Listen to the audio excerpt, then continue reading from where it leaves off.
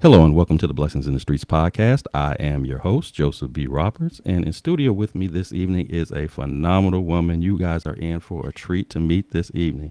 I've actually had the pleasure of knowing her for the past 3.5+ years. It just seems like just yesterday we just met, but that much time has already passed by. Our guest is an international speaker. She's the founder of the Candid Conversations for Men, two-time author, mental health professional, auntie, a role that she takes great pride in, business owner, coach, who has a gift to connect at the heart level. She uses humor, dancing, storytelling, and just overall transparency to treat her audience and clients on a journey, taking them on that journey. She's all about walking in faith, freedom, and fun while helping others discover their sauce along the way. And that's just a snippet of what she's all about. I could go on for quite a while just giving you the other accolades, but when I tell you this is a special person, you guys are definitely in it for a treat for. I'm not even undermining that in the least bit. We are definitely going to be blessed this evening. So with that said, let me introduce to you our special guest this evening, Dr. Kristen Guillory, or those of us who more affectionately known her as Dr. G. Dr. G, thank you for being on the show this evening. Oh, thank you for having me. Thank you for that lovely intro. I was like, come on. That was good. Thank you. Absolutely, absolutely. That was easy to do for you. I mean, you've truly been a blessing, and I know our listeners don't know what our background is, but just for my listeners, just right out the gate, opportunity, as I said, to meet Dr. G a few years back, and met her. I'm not going to even say by accident or by chance. This was divinely set up at a time that I was going through some stuff in life, and God arranged that, and it's been one of the greatest blessings for me that I can reflect back on. So this is definitely an honor having you on the show. So, and I know you're going to, just like you bless me, you're going to bless my listeners this evening. So, with that said, Dr. G, before we do jump into our segments, I do want to give you an opportunity for yourself to kind of say a little bit about who you are, where you're from, what you do. Kind of give our audience a snippet of who is Dr. Kristen Guillory, better known as Dr. G. Okay, a little snippet, a little A snippet. little So snippet. first, you alluded to us connecting like 2 or 3 years ago, and I just want to thank you for coming to some of the events and then allowing me to support you. I never take it lightly when somebody allows me to walk with them. So thank you for allowing me to support you at that time. Thank you for having me on your show. I remember before you launched it. It had launched at that time. And so That's right. congratulations on that. So who am I? I am, as you said, I'm a really proud aunt. That is my favorite title in life. I have 4 nephews. I am from Dallas, Texas, more so grew up in a suburb of Dallas called DeSoto. I am a coach, which is a title I ran from for a long time because there's no barrier to entry. And unfortunately, there are a lot of people who don't do right in the coaching space, but I do. And I am a speaker coach, a business coach, life coach. I am a speaker. My background, I was a professor for 10 years in counseling and social work. I then was a therapist. And so, in addition to being a speaker coach, I get to host amazing retreats and experiences around the world. I am the founder of Candid Conversations. But as you said in the lovely intro, my goal with everything that I get to do is to help people walk in more freedom, to help people to release and let go and trust God completely and fully.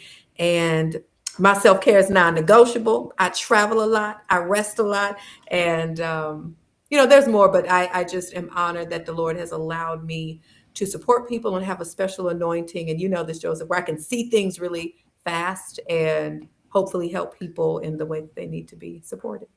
Love that. Love that. And again, for our listeners, please know that this is when we talk about authenticity, genuineness. She's the epitome of that, and that's what makes it easy to connect with her. From the moment you get an opportunity to meet somebody like her, definitely a rare gem. And and again, I can't say enough about how thankful I am to have met you and have built a friendship with you, business relationship with you as well over the years. So this is truly awesome. So with that said, I'm gonna stop all my talking and let you do some talking here. Um, you know, Dr. G, whenever I bring guests on the show, one of the things that I like to take an opportunity to do is just to reflect for a few moments on where that journey begins, because I really do believe that there are encounters that we have early on in life, even as far back as our childhood days, where we may not make sense about the people that we've met or the things that took place, but as we move on in life and of course ultimately find our way down that pathway of understanding what our purpose is, that's when I feel like the bells start to ring, the light bulbs start to flash, and you go, That's why I had to go through what I had to go through. That's why I met this person that I met. This is why all these different events took place the way that they did, even if they weren't always the most pleasurable things in mind. But nevertheless, they were kind of the build up to what was ultimately where God was positioning me to be in terms of walking in my purpose. And so with that said, I want to take that moment with you as well, kind of reflect back to those beginnings. And if you would share with us, what was it like for you growing up? Fond memories that you have about growing up, as well as if there's any challenges to come to mind, you can share that as well. Just kind of give us the backdrop of where your story begins. Absolutely. So I am the oldest of three, and we grew up in DeSoto, which is a suburb of Dallas. And, a lot of times I think I would describe my childhood as like the Cosby Show, like Cosby Show, not Bill Cosby. All right. The Cosby Show, in that it was amazing.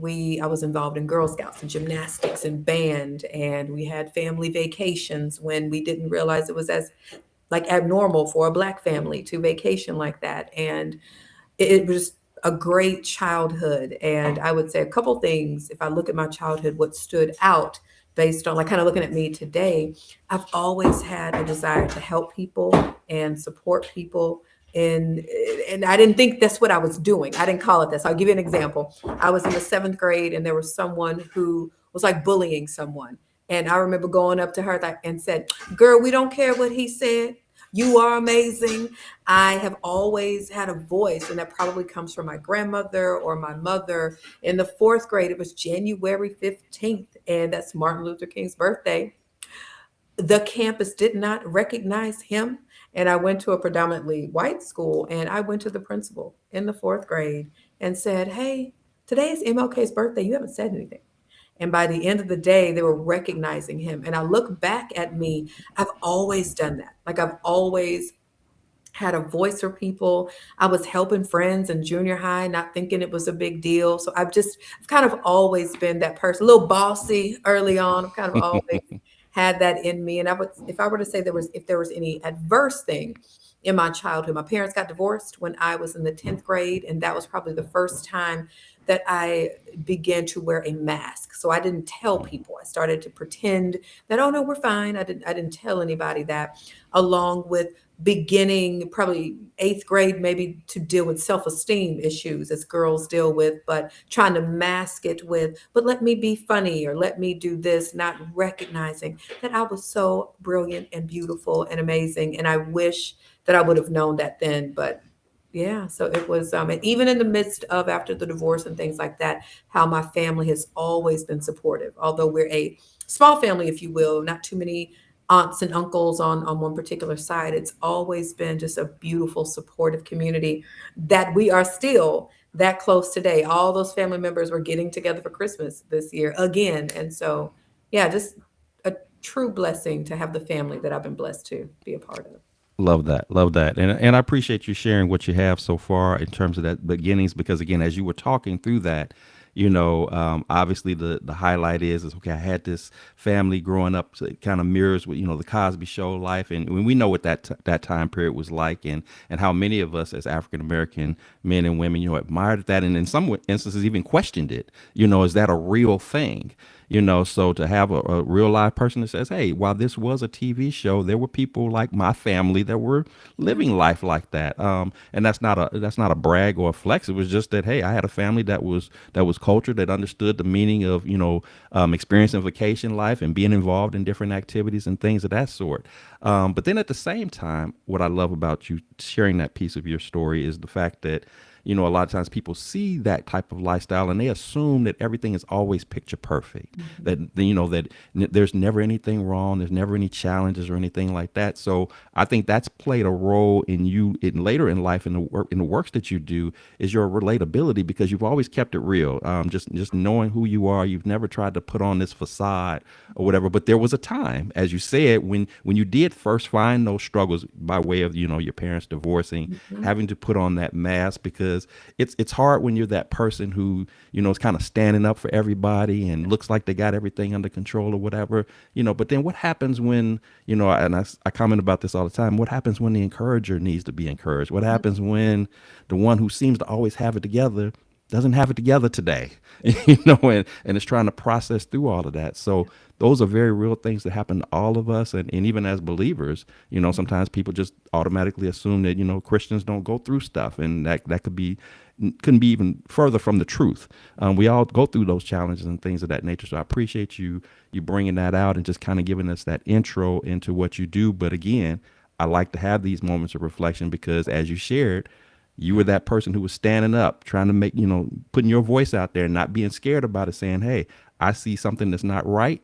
I'm asking that this be corrected, and I'm not taking no for an answer kind of approach, Yeah. which again, for those who don't know you, I tell you, to my audience, check out her website, check out the different works that she does. And you'll see that even at that early age, this was just a build up to what God was preparing her to do later in life, just doing it on a bigger platform, on bigger stages and things of that nature. So I don't believe that any of those things are just by accident, even though we don't always understand them in those early stages of life. So again, I appreciate you sharing that.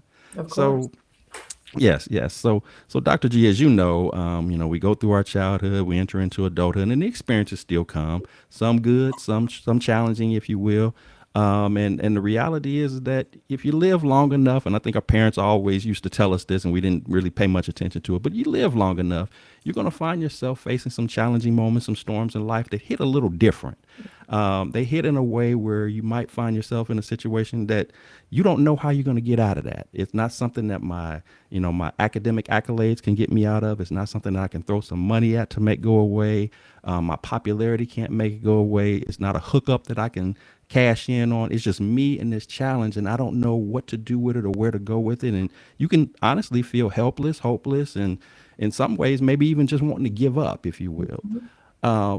So with that said, if you would tell us about a time that you felt just kind of like that, as with all of what you do today, the reality is that even somebody as awesome as you has had a moment in time, just like we all do, go through some stuff. And so if you would kind of walk us through what was that situation like for you, and what was ultimately the turning point when you began to see your way out of that where some light at the end of the tunnel was showing up for you. Absolutely. Well, there've been multiple. There've been multiple. So the first one that I would, in truth, the first one that probably, not probably, the first one that I encountered where I was like, ooh, this is really hard. Prior to that, had dealt with different things, but the first thing was the loss of my nephew. So I mentioned that I'm a proud aunt, and in 2013, my nephew Chase went to be with the Lord, and that was legitimately the first time of like a conscious awareness of I can't fix this. And because I'm the oldest, I'm the fixer, I'm a mentor, I'm all that stuff. I couldn't fix that. I couldn't fix it for my sister. I couldn't fix it for my oldest nephew, my mom, my brother-in-law. I couldn't fix it. And that the loss in itself is devastating. And I didn't allow myself to fully like say I needed to grieve because I was just the aunt. That was a thought I had. Oh, I'm not the mom. I'm just the aunt. I had every right to grieve. There's space for everybody to grieve. But in that moment, I didn't fully know that. Also at that time, I did realize that, oh, all these things that I've said all these years, because I was a youth minister right outside of college. I've been doing ministry stuff forever. And I remember thinking, wow, all these things that I have been saying about God, I actually believe them. And that was because 2012, I call it a good year, but it was not a God year. 2013 was the year that I was like, oh, all these things I say is actually true because God's peace surpasses all understanding, his comfort, his healing, his strength. And so that was the first. And then about a year later, I would encounter the second one. Wow, wow. Again, appreciate you sharing your transparency and sharing as you have in this moment. There's nothing that can really fully describe what it means to truly be in a grieving moment. Like you said, whether it's losing a nephew in this case, losing a child, losing siblings or parents or anything like that. And I think one of the things that oftentimes gets overlooked, and I've heard you speak about this, of course, personally, is about there's a space to grieve for everybody. There's nothing that's more I guess, inappropriate or offensive, even when people try to put you in a box as to how long you're supposed to grieve or the manner in which you're supposed to grieve. And the reality is that sometimes, and I don't know if you paid attention to our title for your show this evening, sometimes you're in that desert moment. And and while I appreciate people who want to come alongside and be there for me, I need you to be there for me by allowing me to be free in my grieving process, and not putting these standards or whatever, or these parameters on me as to how I'm supposed to do that, because that's not helping. And one of the things that I found out over the years, in being in ministry situations where you come alongside people, especially in times of grieving or severe trauma moments, is that some of the best support that you can offer is just silence. It's just to be present, to have that listening ear, to let that person just vent and get out, instead of trying to again step in and fix it. And that's kind of, and sometimes that can be hard when you're that person, because I'm like you in the sense that I have a track record of wanting to fix stuff. You want to make it right, and want to make it better, and that's not always the best way to go. I mean, in fact, it could be unhealthy for you personally, because you'll take on weight and burden that doesn't belong to you. And if we take it to another level and we speak of it from a godly perspective, you can find yourself trying to operate in his lane instead of staying in your own lane. Our job is to not do that. Our job is to hear from God and say, God, how am I supposed to come alongside this person? If I am in fact meant to be that one that he is called upon to come alongside this person in that moment in time. So again, I appreciate you sharing that. And as well as just not even downplaying the fact that, yeah, I was an aunt, but that doesn't mean that just because I was an aunt versus the mom, that it didn't hurt me as much. You clearly were hurting for your sister. You were hurting for, other siblings. You were hurting for other family members. And that's just a natural part of who you are. But you having to go through that experience, if there's a bright side to it, you having to go through that experience was necessary, because it prepares you to be able to minister and pour into other people that God was be introducing to you along the months and the years that were to come. And now you do it on a much broader scale. But people can identify your empathy spirit. They can identify you're willing to show grace. You're willing to extend mercies to them. They identify you being willing to listen and quit trying to just take over the situation, making it not about you, but about them. And I think that's what helps to draw people, in many ways, draws people near you and to you so quickly, without having to know you for years or years at a time before they are drawn to you. For my listeners, as I shared earlier, Dr. G does her Candid Conversations for Men, and that's an event that is exclusive to men. And if I got any men tuning in, if you have an opportunity to participate in that, I would definitely encourage you to do that. I mean, we don't oftentimes, we already as men, especially even in grieving moments or trauma moments, find it hard to open up amongst one another. But then to be in a space led by a woman, but being able to be made comfortable in that moment, and being able to, without even a whole bunch of coaxing and pulling it out of you, just creating an atmosphere where you just naturally open up, is powerful. And that's one of her many God-given talents that she has in being able to minister to men, because every woman is not equipped to do that. Every man is not even equipped to do that. But for God to specifically anoint you with that ability to do so is phenomenal. And that's why I mentioned earlier about, the ways that you do it, whether it's through the humor or through the dancing. And we joke about that all the time with Dr. G, about how she gets to get us out there just doing stuff that we don't even realize that we're doing until it's done. And we're going, how does she make us do that? How does she get us to, but it's all about the comfort. It's not a forced thing. It's creating that space of where we let our guards down, and then from there, God takes over, and he allows us to move through one another and connect with one another and bond with one another.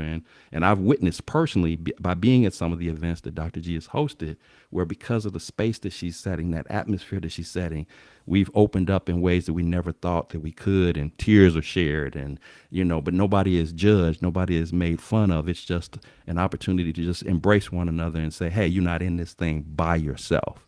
So again, kudos to you for that, and I'm thankful to God that He anointed you the way He has, and to move in that way. So again, that grief conversation is a very real thing. You've brought in experts along with you at times to help provide the different perspectives on how to look at it, getting it from the mental perspective, the psychological perspective, and all of those things. So you don't just wing it either. You bring in experts in this field to connect with you, to legitimize what you're saying, and not just feel like people are just hearing these empty words thrown at them to just make them feel warm and fuzzy for the moment, and they walk away feeling still empty. So again, appreciate you for that. Thank you for that. I'm gonna say two things or Yes, go three ahead. things on that. One, I cannot stand empty words. Hmm. So thank you for, I can't, I call it talking out the side of your neck. Right. And too often people do that, unfortunately, especially in the time of grief. So people say, hey, if you need anything, let me know. Do you really mean that? So a friend of mine lost his dad around the same time as my nephew. And he was like, if one more person says, if you need anything, let me know. And he said, okay, come clean my toilets. Because he was like, if you want to help me, help me. I don't know what I need because I need my dad here. I Hmm. need my nephew here, right? I don't know what I need. Pray, ask God, and then move in obedience on that end. And so I'm very big on just words. And I tell people very often, I do not waste my words. I do not.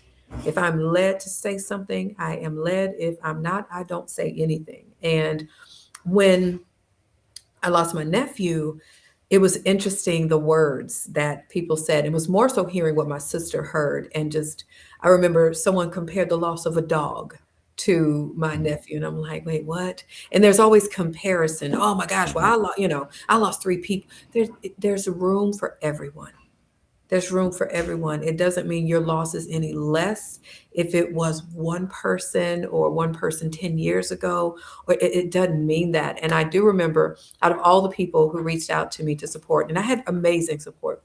I remember a young man who was a part of my youth program years prior. He was a grown man by this time. And he called me and I missed his call. And at this point, I was a zombie. We were planning my nephew's service. And I'm a zombie because who wants to plan a service for a baby, you know? Hmm. And he called me and I said, hello. I just called to tell you I love you. Hmm. And I said, what? I just called to tell you I love you. Thank you. Because a lot of the calls I was getting, they were saying, oh my gosh, I'm so sorry. How are you doing? And I had kind of a canned answer. How are you doing? How's your sister doing? I'm okay with the circle. My sister's okay with, it's a canned answer where even answering that takes effort. I'm broken. I don't know. And so it's there's space for it all. There's no timeline with any of it. It's not the time heals wounds. It's what you do with the time. And some wounds will never fully heal. So what I like to say is I am living and walking life with a limp because that Hmm. loss of my nephew will never be fully healed. The loss of some other family members will never be fully healed. And so I just I love intentional words and I Hmm. love when people put thought to it. And like you said, sometimes it's just presence to say. I remember one of my colleagues at the university came and said, I don't know what to say to you. I don't know what to say. I've never experienced a loss like that. I'm sorry. That was one of the most meaningful Hmm. words of encouragement or condolences I got because I knew that this man was racking his brain. Like, I don't know what to get. Give me that. Give me Yeah. that. And I love that. And one of the things that comes to mind as you were sharing this piece was when you used the example about the young man calling you and just saying, "I just called to say, I love you." A lot of times, what people don't understand about this whole coming alongside one another is, I don't need you to come alongside me when I'm going through.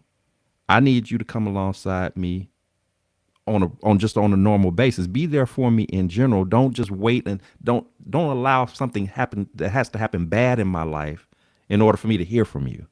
Or don't let yourself have to have a specific need for me to hear from you. But otherwise, if you don't need anything and if I'm not going through something, you're off the radar. So to your point, to have somebody just checking in on you, just to say, hey, you were on my mind, and I just wanted to say I love you. You were on my mind, and I just wanted to tell you to have a great day.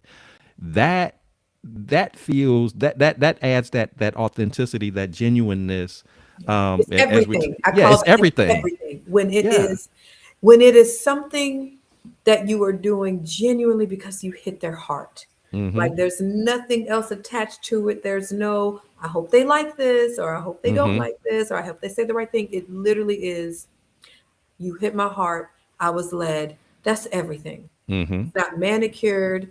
It is, it is. And Right. a friend of mine lost his dad last year. And I said to him, the person who always has the words does not completely have the words right now. I'm Mm-hmm. just letting you know I'm thinking about you and I'm so sorry and I'm here.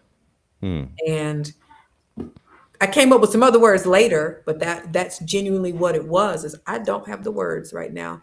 Just know I am I, so sorry.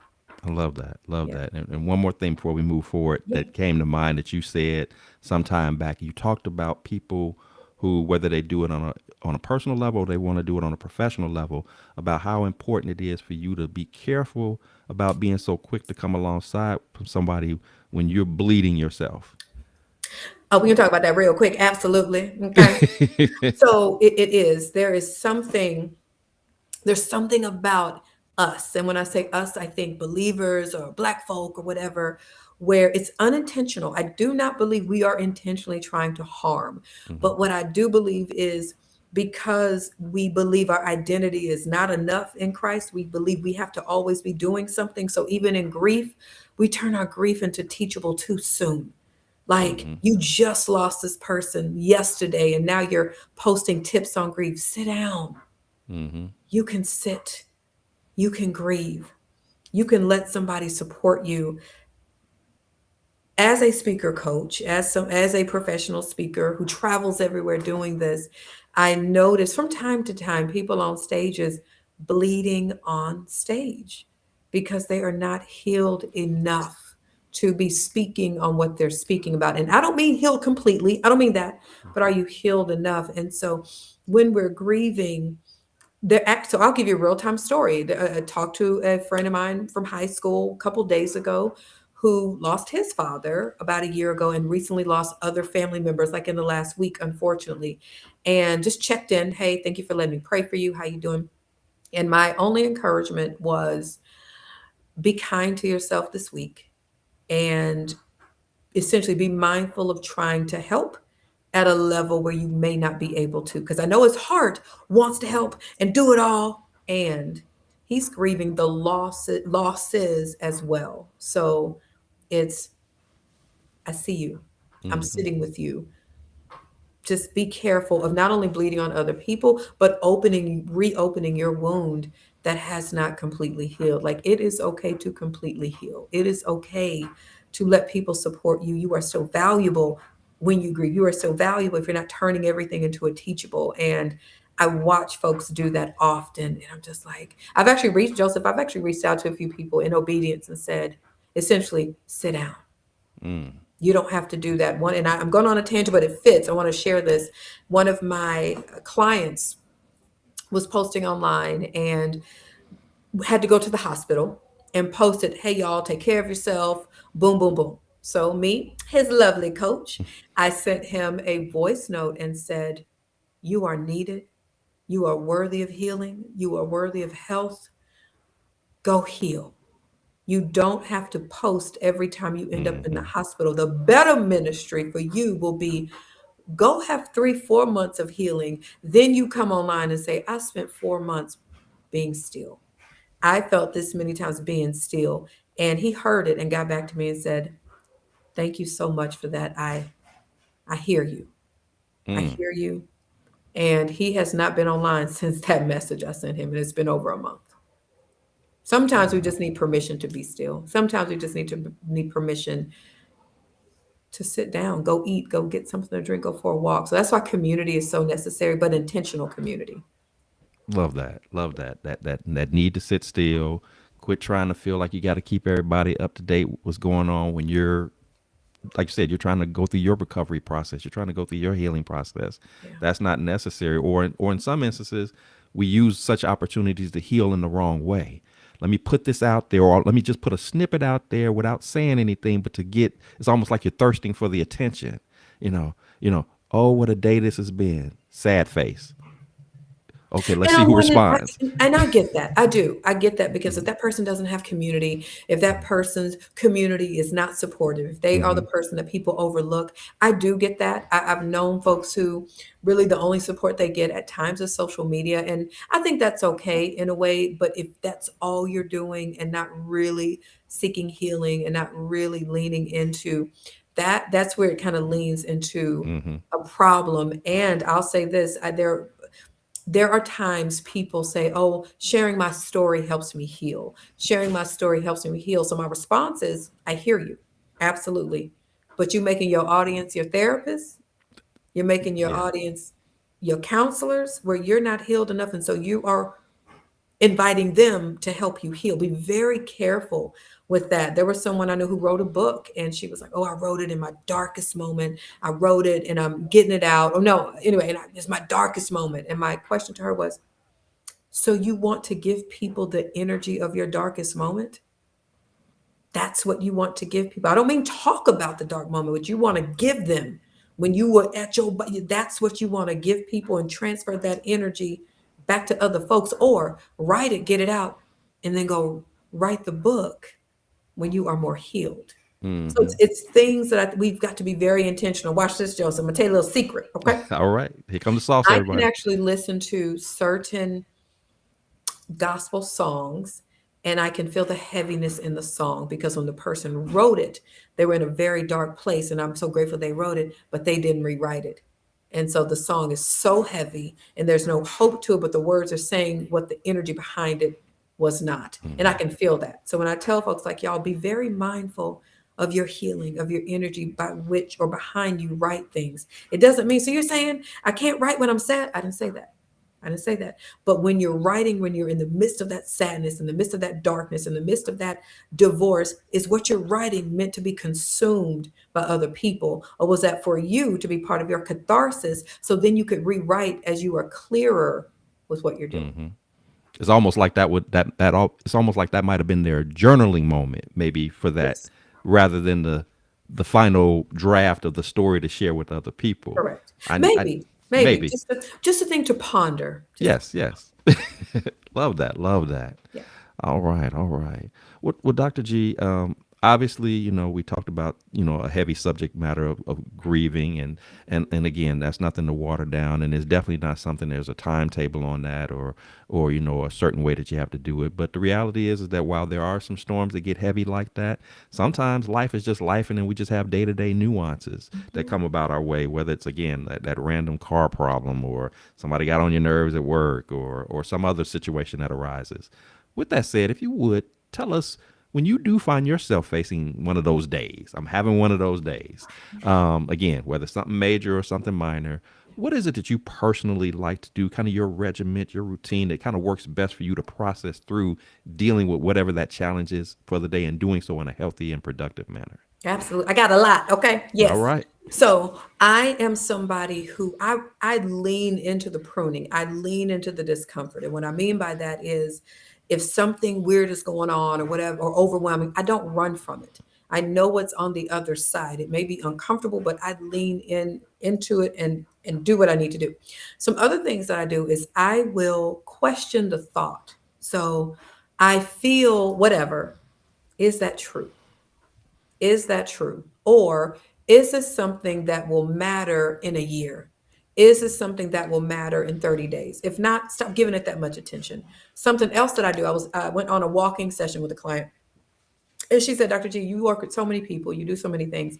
How do you deal with everybody's stuff? Like, what do you do? What's part of your self-care? I'm gonna tell you one of my top 5 things that allows me to produce the way I produce, have this authentic energy, because this is authentically me, Mm-hmm. is I let myself feel the emotion all the way through. All the way through. A lot of folks feel it and put it to the side or compartmentalize. So for me, if I'm angry, I let myself feel it all the way through. Even if the feeling is not based on anything truthful, even if it's not based on, but I feel that all the way through. And then it's nervous system is released and I've detoxed some stuff and it's really good. And so that's one thing I do. Something else I do is I know the difference between the Lord and the enemy or the inner me, as one of my clients Mm-hmm. said. If it is the enemy or myself, sometimes it feels heavy. There's a heaviness I feel, like if it's doubt or questioning, and I'm like, hold up, hold up. No, that's not the Lord. So when I know that, I don't do anything. I don't, I used to, oh no, that means I shouldn't do this thing. No, no, hold up. No, that's the enemy. The Lord's feeling for me feels light. It's convicting, but it doesn't hurt. My stomach isn't turning. And so that's what I know. So for me, when I'm sick, if I'm a little sick, I make no decisions when I'm sick, except to like take medicine. Hmm. Because when I am slightly sick, my guard is down and I'm more susceptible to negative thoughts. And so if I'm not feeling well, I am not doing any deals. I'm not making any decisions on that day. I know that now. The other thing I know is I am not a morning person. Okay. I do not enjoy mornings. Mornings don't give me life. Shout out to everybody who likes being up before 7, hooty hoo, not me. For me, I don't need to respond to any emails or messages before 9 a.m. I don't. I've learned that about me because my response is not going to be as kind as I like to be. It's going to be, send it to me, as opposed to, how's your day? Can you send me the contract or something? And so I'm very aware of me. I'm very aware of my feelings. I'm very aware of other people. There's just an awareness that I think it would be amazing if, not about being like me, but if folks would just become a little bit more aware of self. It is, here's another one. Somebody asked me a question and they said, well, how do you go in on your friend? Like if he makes you mad, what do you do? I said, well, I don't go in. What does that mean? I don't go in. I mean, like, how do you go off? I don't go off. What? Well, what do you do? I said, well, first of all, and this is the truth. First of all, if it's anything, anytime somebody bothers me, 90% of the time, this is truth. Might not have been me 10 years ago, okay? But today, what I do, if somebody does something I don't like, I sit back and reflect on, did they really do something that was adverse, or was it where I was? Was it that I had a bad day? Was it that I interpreted it wrong? I have to do that.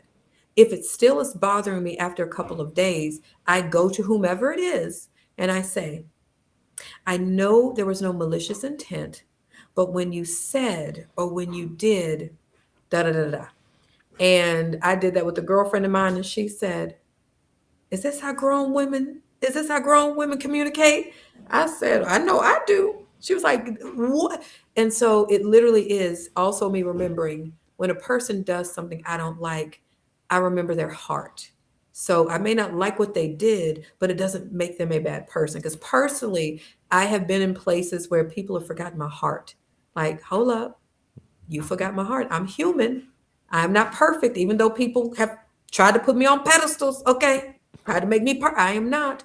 And so for me, I know that was long, but for me, it's just being really mindful of my thoughts and my feelings and praying through things and letting myself feel it all the way through, not making decisions when I'm in an Hmm. adverse place, and just trusting in that, in those moments, and leaning on community when I'm led to do so, and drinking water and going for a walk, going for a fast walk, moving your body. See, it's a whole lot.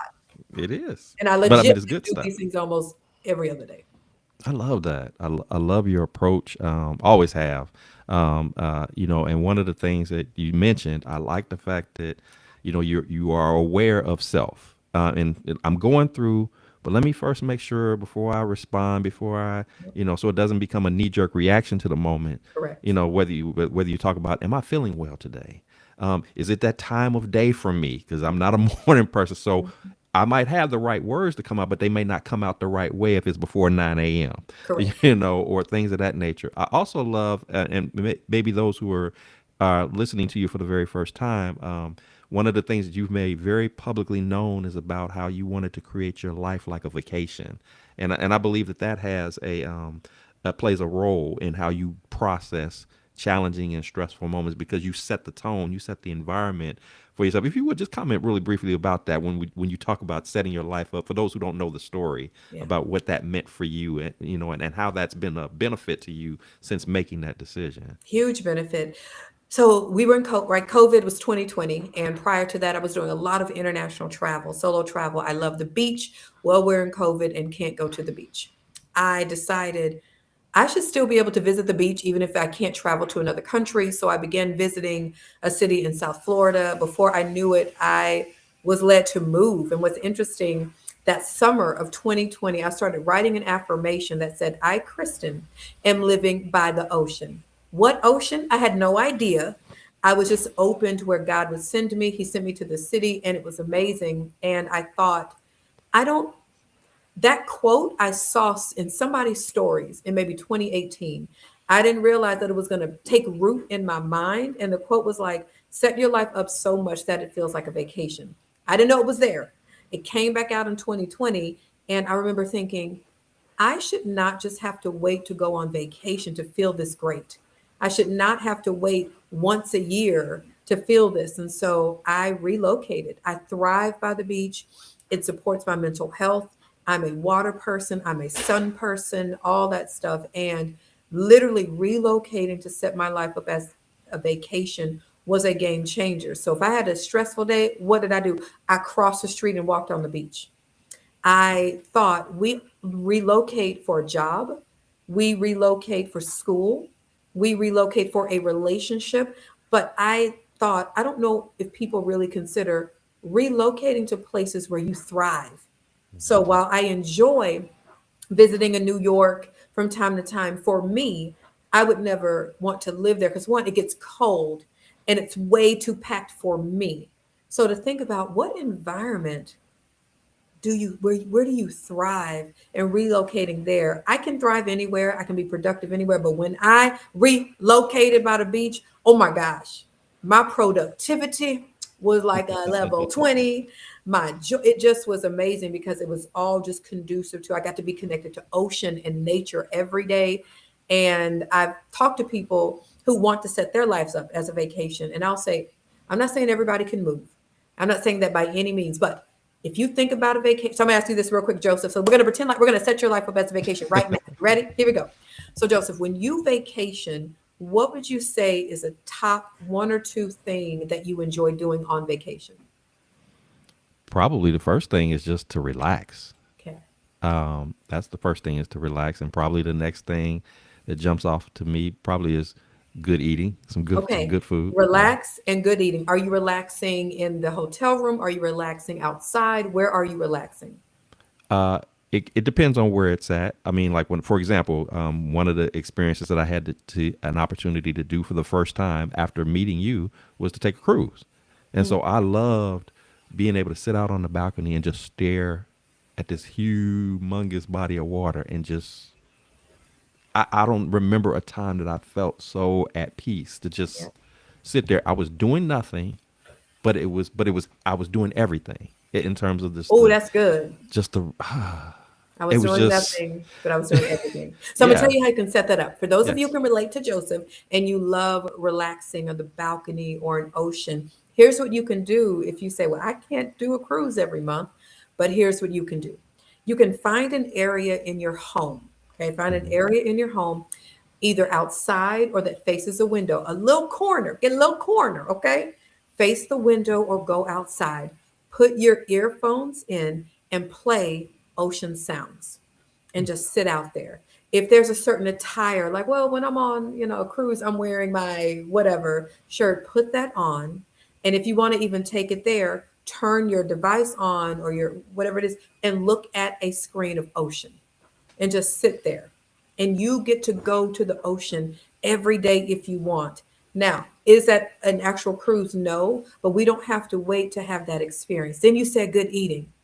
And something I would encourage you to do when you say good eating, think about what that good eating is. But I'm on vacation, so are you ordering out? Are you having it come in where you're setting it up at home to do it in that way? When my money was very different than what it is today, I still would vacation. So in 2018, when my coinage was not what it is today, I still was like, I still need ocean. I had $150 budget. And here's what I said: I want 5 days. I need to go be by water, lodging included. And guess what? I did it. And you want to know what I did? I found an Airbnb in a city called Little Elm, Texas, which is Mhm. north of where I was residing when I was in Texas. And there is a place in Little Elm called the Little Elm Beach. Now, it's a lake surrounded by sand, okay? It's a lake surrounded by sand, but guess what? It looks like a beach to me. And so I went every day when I was out there. I put on my reggae music, no problem. And I literally was sitting out there pretending that I was in Jamaica. And that's what I chose to do because I couldn't go to Jamaica in that moment, but that should not have prevented me from enjoying Mm. that. And that was $150. My room and food was included. And so I just say that to say, if you can move, move if that is a desire of yours. If you can't, you can still set up vacation esque experiences in your day just to be, wow, I know I'm not on a cruise ship, but I'm facing the light. I'm listening to sounds of the ocean and I'm looking at a screen of the ocean. Imagine, Joseph, if you just did that every day, what that Wow. might do for you just to incorporate your 5 minutes of ocean Mhm. time. Love that. I love the creativity in that and reinforcing the point that you don't have to you don't have to make it complicated to accomplish the goal. If you don't have what you need to have resource wise, that's fine. There's alternative ways that you can set up that same environment, even if it's just for a brief short period of time, but it ensures that you have that peace of mind moment, that comfort moment, that unwind moment.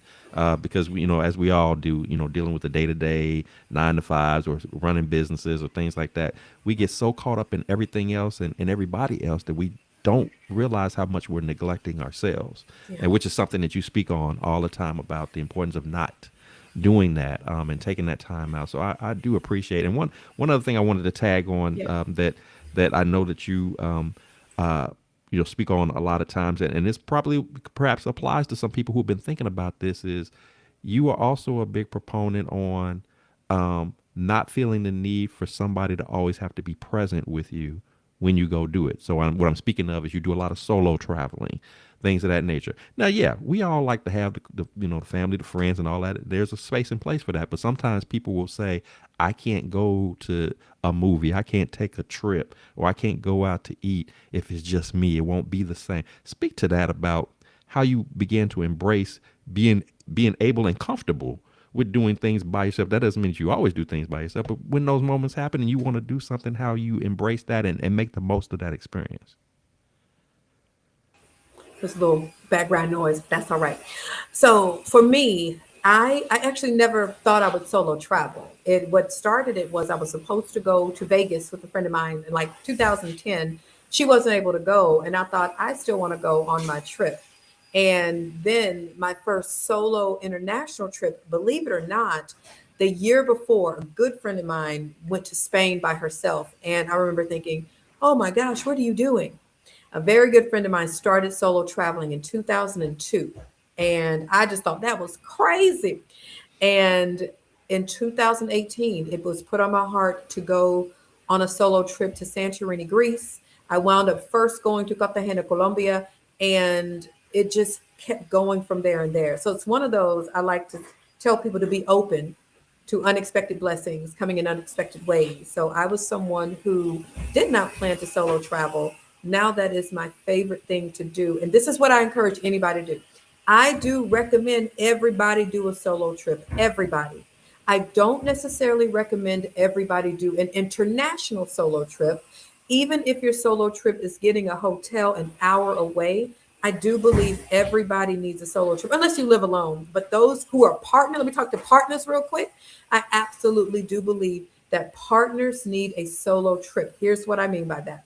Let's say you're in an amazing relationship. You still need some time away from your partner to decompress, to detox from some things, to lean into the gratitude of that relationship even more. Maybe the solo will realize it will reveal we have some work to do.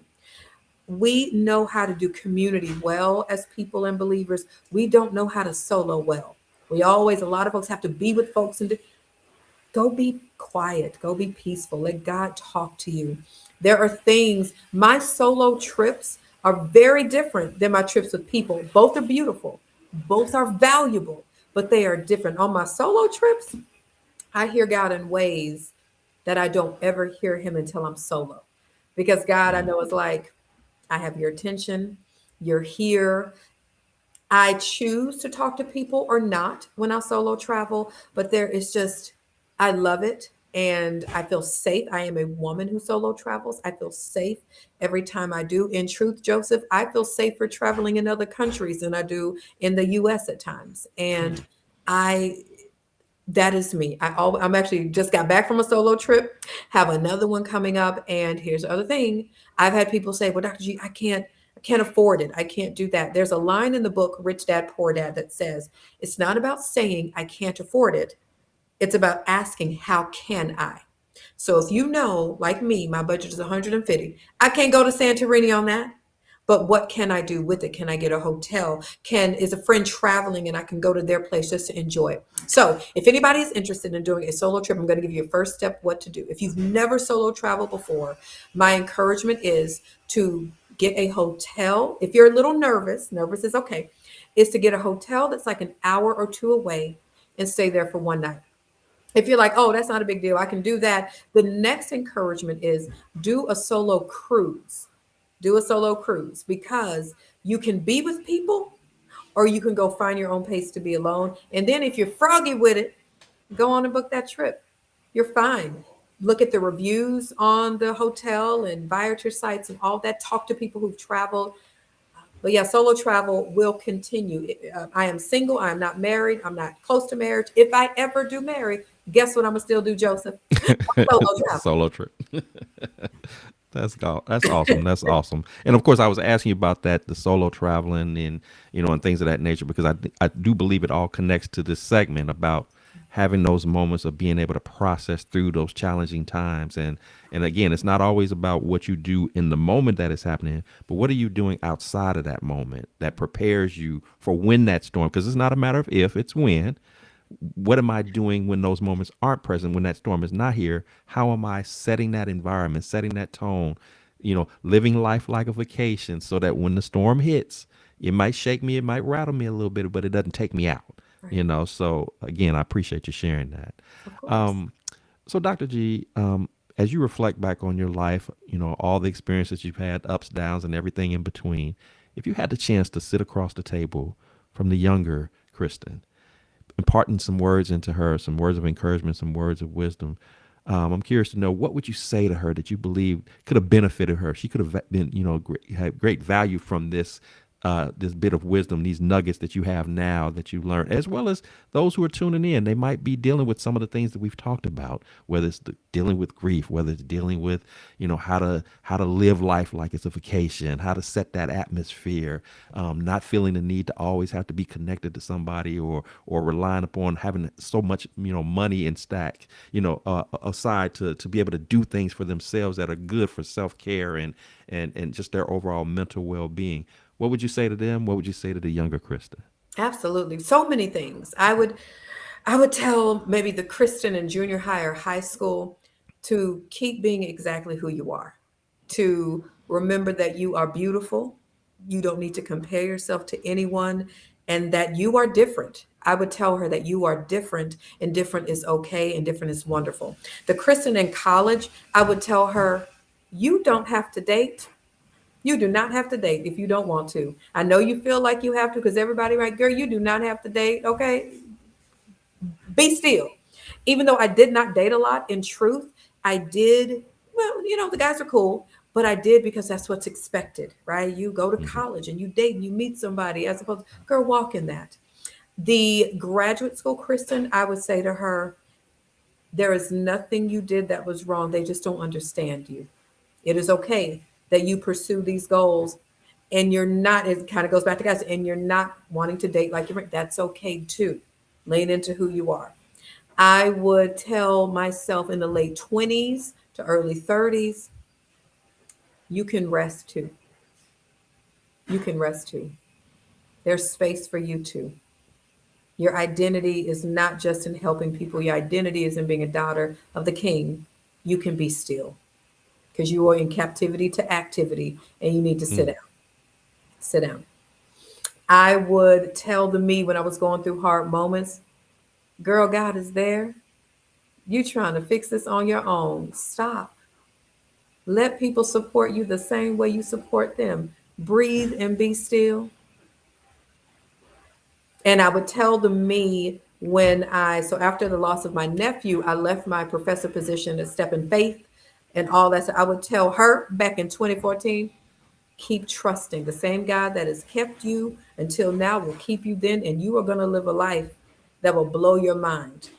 And I will tell the me yesterday, girl, we are just scratching the surface. Mm-hmm. Keep leaning to this freedom. Keep leaning into the lightness that you are experiencing because you've done the work.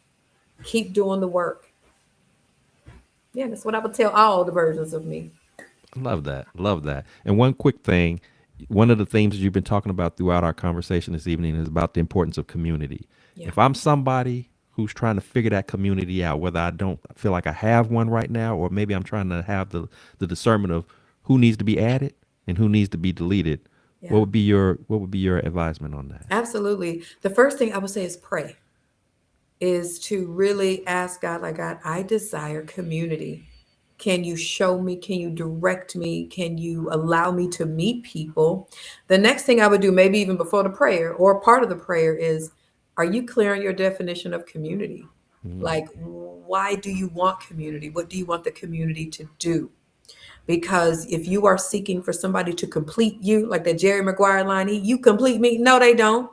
If you are looking for somebody to be your peace or to be your joy, that's not their responsibility. If you're looking for somebody to heal you, that's not their responsibility. If you're looking for sharpening, if you're looking for that you're not going to be by yourself, if you're looking for any of those things, so be very clear on what you want in community. And do you have capacity to also have a reciprocal community relationship? I was chatting with somebody and she was, man, none of my friends did anything for me for my birthday. And she said, they never do anything for me. And I said, well, you can pray for new friends or you can have a conversation with them. And she said, well, I have prayed for new friends. I said, I have a question for you. Do you have capacity for new friends? Because Mm. when you have a new friendship, you have to have time for them. And I'm not talking romantic stuff. So, do you have time to pour into that? And so that's what I would say. And then for the person to know, I'm clear on what the definition is. Yes, I have time. Yes, I've prayed. So then you're open to, is it joining a Facebook community? Is it joining a ministry at church? Is it going to a networking meeting? Is it going to a conference? Is it going to something where you get the opportunity to meet? So for me, when I go to certain things, I always have intentions most of the time. So if I'm going to a networking event, that I really don't go to a lot of those anymore. But back in the day when I did, I always had an intention. I want to connect with 10 people, get 10 business cards, and hopefully maybe five will become some type of business connection. But what I did in those business relationships, I limited it to business only. I was never open to, well, what if it could be a new friend? What if it could be a friend for someone else? And so if you're looking for community, why? What is your definition? Can you pour back into the community? What can you offer community? And are you open for how community will come? Because here's the truth. People often say, I want this and I want that, but there's resistance for when it comes. If it comes in the way that I didn't want, if it comes in a package that I didn't want, if it comes in an avenue that wasn't expected, we can sometimes sabotage the blessing that is right in our face.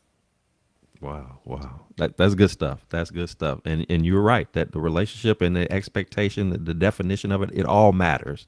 Because, again, I can ask for all this stuff and God could present it to me, but what do you bring to the table? Are you willing to reciprocate? Yep. Are you willing to give that same thing that you're asking for? You got this big laundry list of what everybody else needs to be, but what are you to those same people? So, again, that's awesome. That's awesome. Well, Dr. G, this has been a phenomenal conversation as always. Of course, this is our first time doing it on this platform, but I've had many conversations with you in many spaces, and this again is just added to the list of memorable times spent with you. I appreciate the nuggets of wisdom that you've dropped this evening. blessing me, blessing my listeners, and just taking time out of what I know is an otherwise very, very busy schedule. So I don't take it lightly at all. And without me saying that you're always welcome to come back on the podcast to talk about whatever it is, the subject matter, because I know you are so well versed on many different topics that could again be a blessing to our listeners. But as is customary here on the Blessings in the Streets podcast, before I let you go, I do want to take an opportunity to celebrate you, love on you, lift you up. So if you got anything, which I know you do, you got some stuff going on now or some things coming up down the road, please share that with my listeners so they can know how to connect, be supportive of it, be a part of it, or if nothing else, just keep you lifted in prayer and all the works that you're doing. So tell us what is going on with Dr. G, what's going on that you got happening that people need to be connected with. Absolutely. Well, first of all, thank you for having me on. And this has Yes. been cool. It's always like a conversation, as it should be. Yes. So thank Yes. you. And I'm going to take you up on that and come back at another time. What's going on? So much, so much. We are hosting my sabbatical experience retreat that is hosted in Santorini, Greece. I am bringing it back. We hosted the first year this year, and it'll be in November of 2026. It's an 11-day experience. It is powerful, beautiful, in one of the most beautiful cities in the world. I have a podcast myself called Dr. G Speaks on all the platforms. I am actually going to be doing a lot of encouragement and events around, or not around, for married couples and singles next year. So I've always had a gift to do this. A little bit of my hesitation over the years was, oh, but I'm not married. People are like, we don't care. You have the wisdom. So I'm going to be leaning into that a little bit more in 2026, supporting couples, supporting singles, supporting just healing well and doing well in community, as we talked about today. I have my speaker programs coming up. So I am bringing back my signature 5-month coaching experience for speakers called Next Level. It starts in February 2026. And Rest, a retreat for Black women. This will be the 4th year that I co-hosted with my sister, who is a nervous system expert and doula. It'll be in Puerto Vallarta, Mexico in June of 2026. And we have some pretty cool things going on for Candid Conversations for Men in 2026, different events. And so, yes, please follow me, my website, KristenGuillory.com, my Instagram, drkristenguillory.com, and holla at me. Well, that is awesome. That is awesome. Again, Dr. G is always keeps a full schedule of activities and events that people can participate in from all walks of life. So if any of that stuff identifies with you, please check out our website. Please get connected or pass that information along. You will not be disappointed. It is definitely worthwhile in whatever fashion or form. And again, if you're not quite ready to make that commitment just yet, just keep her lifted in prayer, because as we shared earlier, this walking in your purpose, doing the work that God is anointed, in this case, anointed her to do, it's not an easy task. It's a lot to carry. It's a lot to a lot of load to lift. And, she makes it sound easy, but it's much more that goes into that. Yes. And so keep her in prayer for strength, encouragement, even on the difficult days when she might want to just throw her hands up and say, let somebody else do this. Keep her encouraged, keep her lifted up. I'm sure she would definitely appreciate it. And she knows, of course, and if you don't know, you know, once again, reaffirming to you that I love who you are, the works that you're doing. And I just pray nothing but God's continued blessing over you and all that you're doing. And as you said earlier, you were just still, even all the years that you got in, you're still just scratching the surface of all the greatness that is to be done as you allow God to use you accordingly. So again, blessings to you for all you are and all you're doing, for being what I can actually call not just a coach, but a friend. And to my listeners, if you've enjoyed our broadcast this evening, please subscribe, please share, please like, please comment, because this is what the Blessings in the Streets podcast is about. We want to encourage, inspire, uplift, being transparent, being raw, being vulnerable, letting you know that we don't have it all figured out. We're not perfect. We all go through some stuff.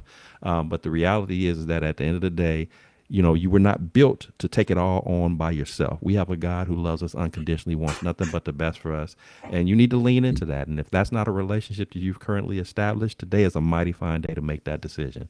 I promise you it'll be the greatest decision that you ever make. Not telling you something that we heard. We're telling you something that we know from firsthand experience. He wants nothing but the best for you. And if you allow him to do so, not only will he be a blessing in your life, but he'll equip you to be a blessing to so many others out there in this world. So with that said, remember here at the Blessings in the Streets podcast, this is the place where your story is your glory, where your relationships are relevant, and your journey is your joy. I am your host, Joseph B. Roberts, and I thank you so much for tuning in. And until next time, you keep fighting that good fight, keep leaning into God, trusting Him, allowing Him to move in your life in ways that only He can. And I promise you it'll be a miraculous, marvelous experience that is beyond words, that is beyond anything that any man or any woman can do for you. Just trust in Him, believe in Him, and allow Him to identify that purpose that you were specifically created to walk into. Embrace it all. Don't run from it, even if it gets difficult. Trust and believe in Him, and again, He will not steer you wrong. So until next time, you take care of yourselves. Have a great rest of the evening, and I look forward to seeing you next time. Take care.